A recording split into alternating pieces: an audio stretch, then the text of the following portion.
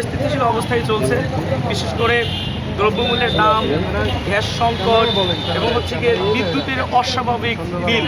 আমরা দেখেছি যে গত মাসে 2 মাস আগে যে বিদ্যুৎ বিল আসতো 500 টাকা, এ মাসে তার বিদ্যুৎ বিল এসেছে কমপক্ষে 2000 টাকা বা 1500 টাকা। এই যে অস্বাভাবিক 2 গুণ থেকে 3 গুণ বিদ্যুতের বিল বাড়তি, এইটা কেন হচ্ছে এটা সরকারের কাছে আমরা জবাব দিতে চাই। 2 নম্বরে নিরবিচ্ছিন্ন বিদ্যুৎ ব্যবস্থা তাদেরকে এনশিওর করতে হবে, নিশ্চিত করতে হবে। পাশাপাশি আমরা বলতে চাই, আমরা দেখেছিলাম গণঅভ্যুত্থানের পরপর যে ইন্টারিম গভর্নমেন্ট আসছে, সেই গভর্নমেন্টের সামনে এত আন্দোলন, এই আন্দোলনগুলো আর্টিফিশিয়াল ছিল। আজকে কিন্তু কোনো আন্দোলন নাই। শুধুমাত্র এই 6 মাসে আমাদের বিরোধী দল মাঝে মধ্যে বিশেষ সংকটের কারণে আমরা নেমেছি জনস্বার্থের জন্য, এছাড়া বড় কোনো আন্দোলন নাই। এখন এত সমস্যা সত্ত্বেও আন্দোলন নাই, এর কারণ হচ্ছে আগে যে আন্দোলনগুলো হয়েছিল সেগুলো আর্টিফিশিয়াল ছিল, বিএনপির করণ আন্দোলন ছিল। আজকে আমরা সরকারকে সহযোগিতা করতে চাই, কিন্তু বলতে চাই বেসরকারি খাতে কোনোভাবেই বিদ্যুৎ খাতকে দেওয়া যাবে না। বেসরকারি খাতে দেওয়ার জন্যই আর্টিফিশিয়াল এই কৃত্রিম সংকট সরকারের মধ্যে একটা অংশ তারা সিন্ডিকেট ব্যবস্থা তৈরি করে এই অবস্থা তৈরি করেছে। এই সিন্ডিকেট ভাঙার জন্য গণঅভ্যুত্থান হয়েছে। এই সিন্ডিকেট ভাঙার জন্যই নতুন রাষ্ট্র সংস্কারের নিমিত্তে গণঅভ্যুত্থান এত মানুষ জীবন দিয়েছে।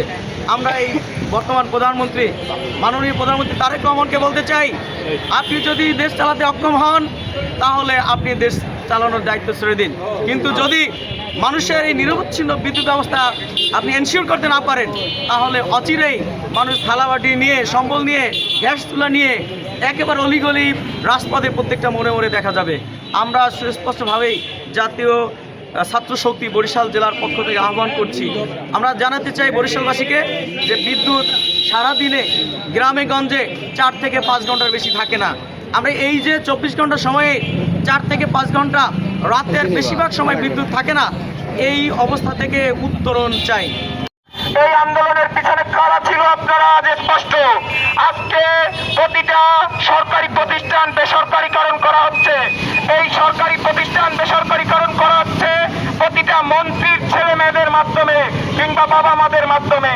আমাদের জাতীয় নাগরিক পার্টির মুখপাত্র, এনসিপির মুখপাত্র জনাব আসিফ মাহমুদ সজীব ভুঁইয়ার বাবা একটা আর স্বরাষ্ট্রমন্ত্রী সালাউদ্দিন আহমেদের ছেলে 40,000 কোটি টাকার প্রজেক্ট কোনো অভিজ্ঞতা ছাড়া দেশের বাইরে বেগমপাড়া বানায়, দেশের বাইরে কলকাতা স্টুডিও বানায়। আপনাদেরকে এর বিরুদ্ধে দাঁড়াতে হবে, দেশের জনগণকে এর বিরুদ্ধে দাঁড়াতে হবে, নয়তো আর একটা নব্য স্বৈরাচার বেড়ে যাবে আমাদের মাঝে, স্বৈরাচার এসে যাবে আমাদের মাঝে। আরো একটা বিষয়, আমাদের কলকারখানা এবং কৃষিকাজ এই দুইটা আমাদের দেশের চালিকা শক্তি।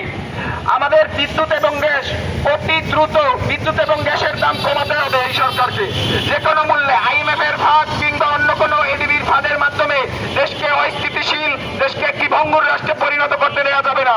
যদি আপনি রাষ্ট্র চালাতে না পারেন, রাষ্ট্র ছেড়ে দেন। বিকল্প আছে, বিকল্প নাই বলে চলবে না। বিকল্প গত 17 বছর হাসিনা বলে গেছিল আমাদের বিকল্প নাই, বিকল্প নাই। 17 বছর পরে বিকল্প এসে গেছে। তো আপনি চিন্তা করবেন না, বিকল্প আমাদেরও আছে, বিকল্প এই দেশের জনগণ। আমি এই বলে আমার সংক্ষিপ্ত